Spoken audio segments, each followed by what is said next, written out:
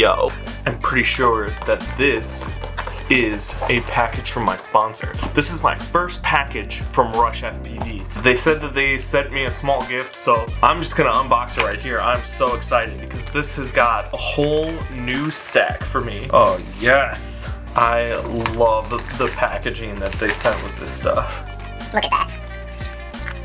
It's brilliant. The Rush Blade F722 and the Blade Sport 50 amp ESC. I couldn't be more excited. I'm gonna have premium parts in my stack again.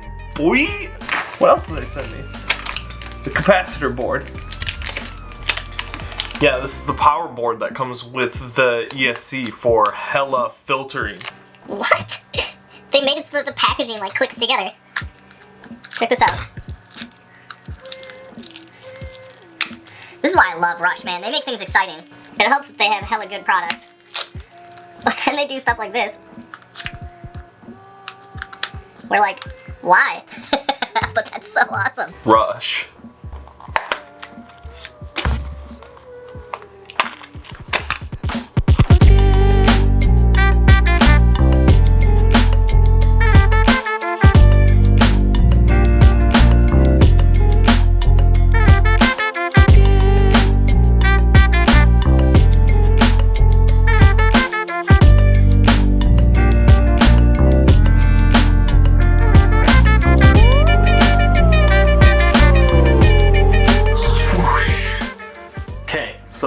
Here we are on the marble.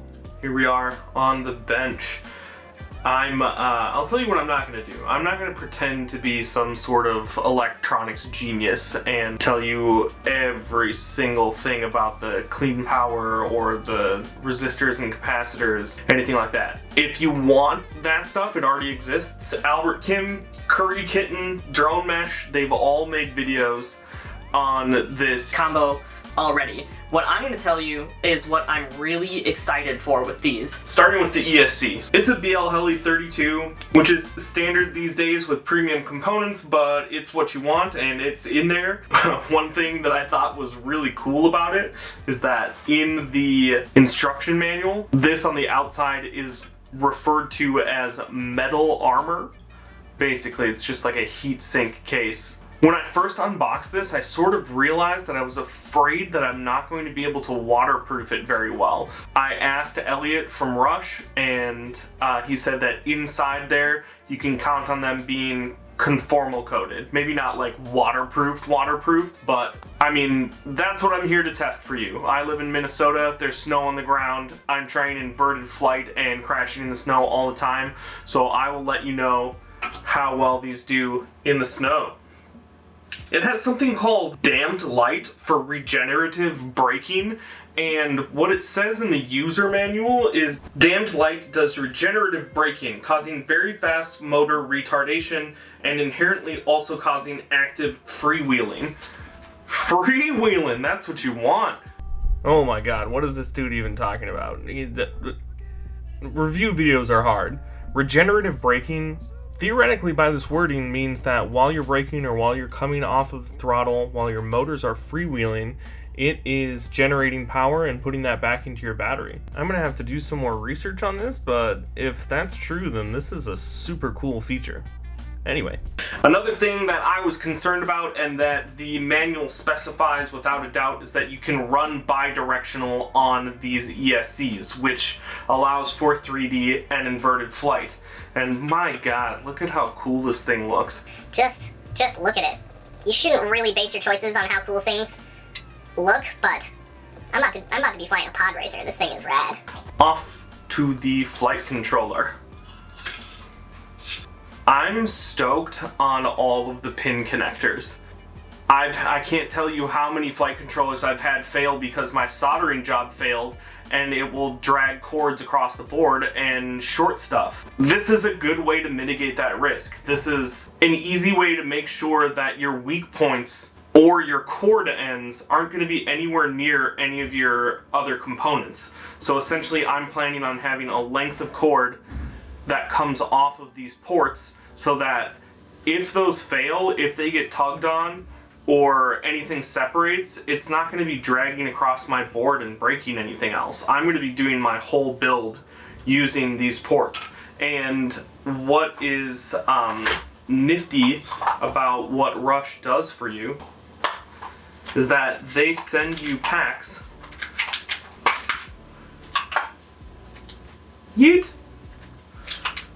of all of the harnesses that can fit in. Yikes, be careful, Steven. They all look pretty nifty in that they have the clip on top of the harness that fastens to each individual port. I wonder if this one will fit in. So you hear that, you get that satisfying click, and you could yank on that sucker, it ain't coming out.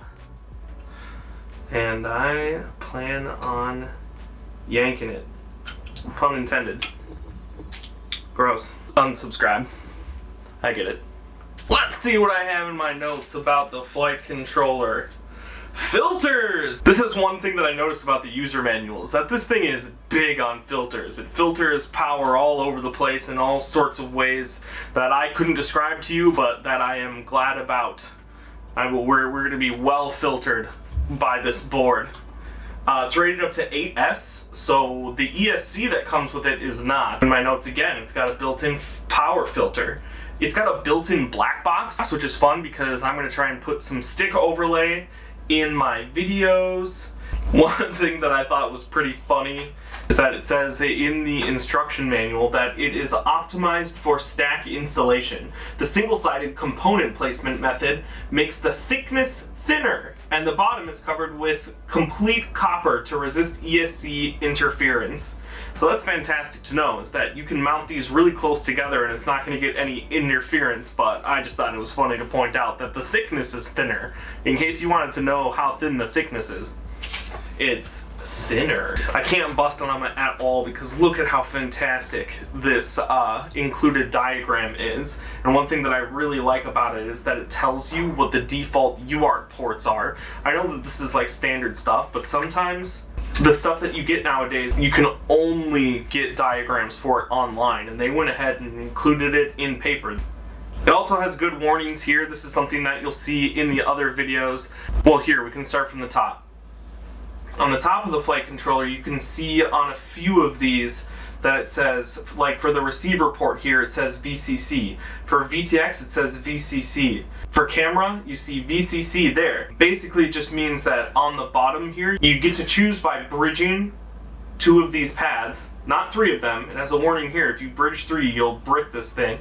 You get to choose if they're running off of battery, 5 volt, and in the case of the receiver, it's either 5 volt or 3.3 volt. I am beyond excited to get this thing flying. I'm going to call this good enough and install it.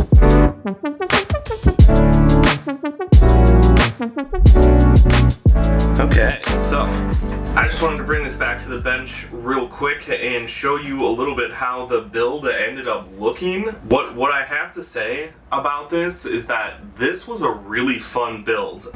There was almost no worries, and because of all of the different harness types that Rush included in the packaging, it was just a breeze. There's no soldering between the camera and the only thing I had to do to connect any C wires to and the RX harness to the... I haven't had enough coffee, I can't make this video yet. Alright, try again. Like I was saying before, there's no soldering points between the camera and the flight controller. The only things that I had to solder were the ESC wires and the wires that connected to the receiver. Otherwise, everything else came with a harness. The only thing is that because I'm using the Source One, the capacitor board didn't fit, but all I had to do was unscrew my standoffs and put them in the 20x20 holes back here. They won't be able to bolt to the top plate anymore, so I guess I'll have to update you on how well this situation holds together. People told me not to modify my board layout to fit the capacitors, but I love the idea. This is so solid. My capacitors are always in here flopping around and coming off on crashes, so this being just melted into place is primo for me. I love that. What else was there? Oh yeah, I did mention this before, but the kit does not come with a balance lead. So a couple of things that you're probably going to need are balance leads, and if you have to join any harnesses, then you might need some heat shrink. But it was so easy and so straightforward that I plugged it in with no worries, and everything powered up perfectly. I already took it to beta flight and set the whole thing up. It's ready to rip. Before I go take it out to fly, I'm gonna have to conformal coat it. And because they thought of everything, my board is fully removable. And just like that, the flight controller's out of there and I can access my ESC. Okay, well, I guess I found what I'm gonna use for a brush. Conformal coat sort of ruins any brush that you use it on anyway, so this disposal brush will do just fine. Wait, this is actually kind of brilliant. It goes on so nicely with this. I know this is like, I started to do this as like a gag, but I'm for real. This is legit how I'm gonna do conformal coating from now on. So while conformal coating, I just thought of something that it would be nice if they included, or I don't know if it's something that I can find, but I'm not going to be using this LED port, and since I'm flying in the snow, I'd hate for that to get packed in. So the only thing that this is lacking for me is a cap to close these unused ports. What I'm going to use as my solution is sticky tack. That is hideous, but I think it'll work. Does sticky tack conduct electricity? I'm not able to test this, but there's a lot of forums that say people use sticky tack and blue tack as an insulator and even apply it directly to PCBs to hold batteries down and stuff, so I'm gonna plug in and we're gonna hope that this doesn't smoke my board. Science. Science. Everything seems good. This was such a fun build. I had so much fun doing it, even though I was filming the whole commercial and building at the same time. And because they thought of everything, it was easy enough to do that. I didn't stress about it at all. It really feels like they took a lot of care, like they're really taking care of you by making everything this way. And it just feels good. It feels good to have, it feels good to build, and hopefully it feels good to fly. So let's bust it out.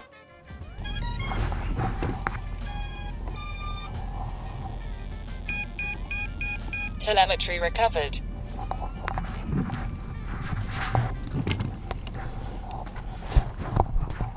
Alright, hopefully that camera angle is good.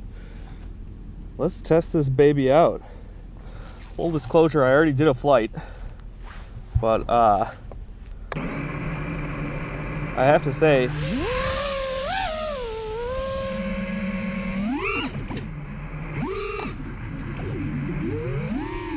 so far, so this is beta flight stock PIDs with RPM filtering.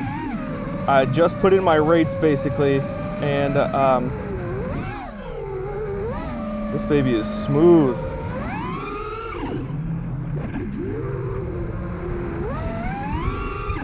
Let's do some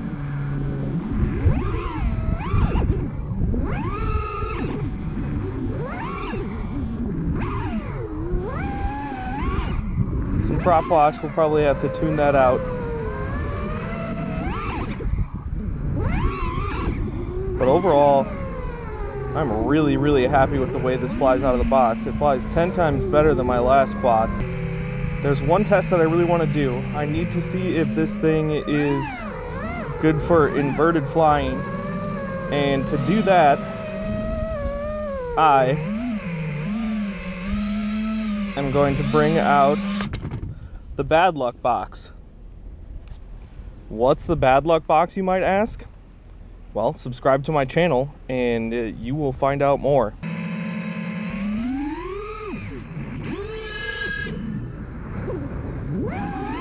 Alright everyone, I hope that you can see okay from this view, but we're back at the park. I have applied some RPM filter tuning and it flies like butter.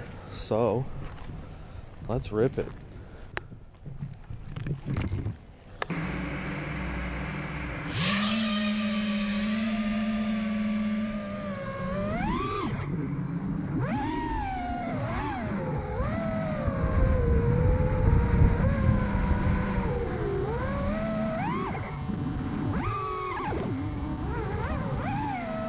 So you can see just how smooth it is in those corners.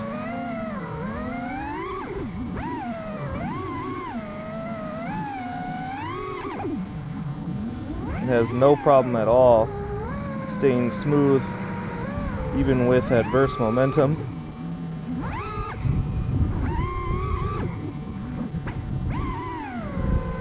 And now I'm just ripping. That's what I've loved about this stack so far, is that just I have no problem ripping it right out of the box. Just does what I want.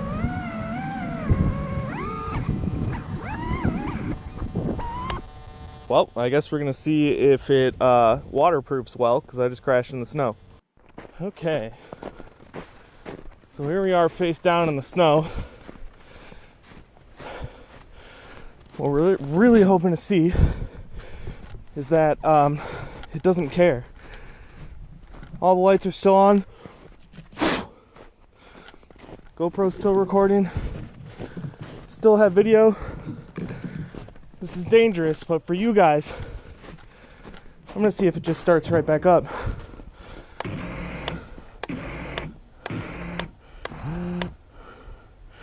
That front right motor seems to have a little bit of trouble, but let's run some electricity through it, see what happens.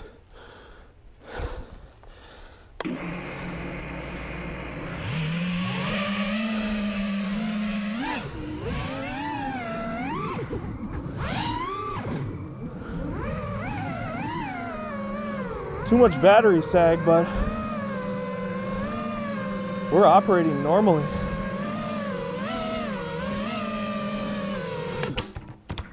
Oh.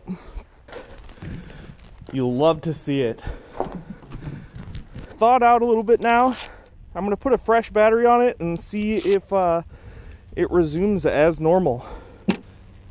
All right, that's a fresh battery in. Let's plug in and see what happens. Please don't spaz out on my leg. Look how much snow is packed in there.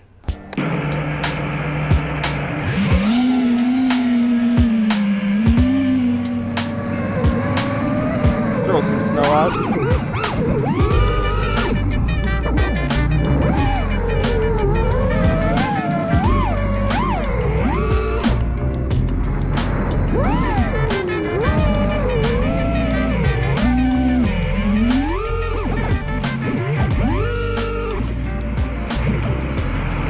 Ooh, my fingers are cold.